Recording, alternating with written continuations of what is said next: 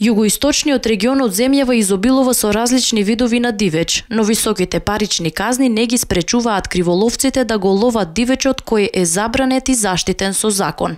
Според Слободан Милошевски, председател на ловното друштво Орел подружница Валандово, забранет е ловот на срна, но и покрај тоа ловците се дрзнуваат да ги ловат. Кај нас застапена е срната и таа е забраната за лов, а казните се доста ригорозни и големи. Но тоа е апел до сите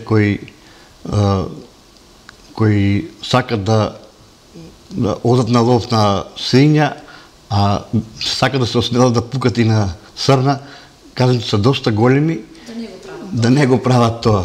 Одговорност на ловџиите е да се грижат за загрозените видови на дивеч и преку нивните активности тие ги заштитуваат младите на дивечот од предаторите, ги потхрануваат во специјални хранилишта и организираат хајки против штетен дивеч.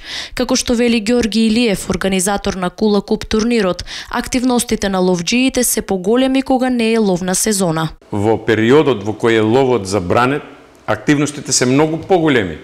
Значи, сите ловци имаат обврска прво да го заштитиме дивечот, да дозволиме репродукцијата да се одвива непречено, предаторите кои сметат, кои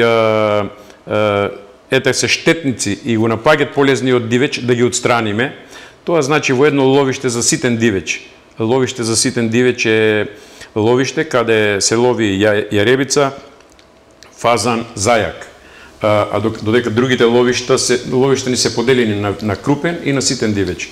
И во овоа ловиште, ако сите предатори ги исчистиме, тоа значи дека 400 до 500% популацијата на полезниот дивеч ќе се зголеми. Милошевски и Илиев велат дека постојано се соочуваат со штетите предизвикани од криволовците, но ниту предупредувањата, ниту високите парични казни не ги натерале да престанат.